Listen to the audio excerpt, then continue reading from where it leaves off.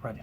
Today we're going to be working on category 1, which is page 6 in your handout, and we're going to be talking about the atomic number and the atomic mass. And to help us with that, we're going to use 8-man.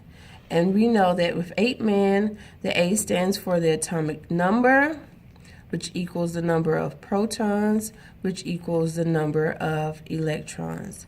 And for man, we know that the M stands for the mass, which equals the atomic number plus the number of neutrons.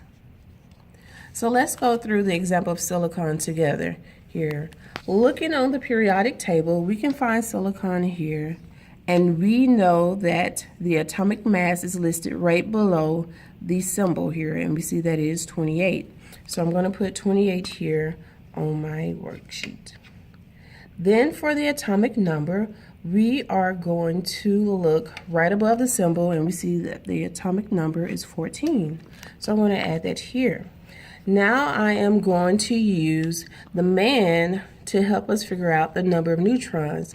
The mass, which is 28, is here, and then we have the atomic number, which is 14. So to find the number of neutrons, we are going to subtract 14 from 28, which is going to give us 14. We're going to use the 8 method to determine the number of protons and the number of electrons. And because we know the atomic number is 14, we know that the number of protons and the number of electrons is also going to be 14. So I'm going to write that here. The next part of our sheet, we're going to look at sodium to determine the overall electrical charge.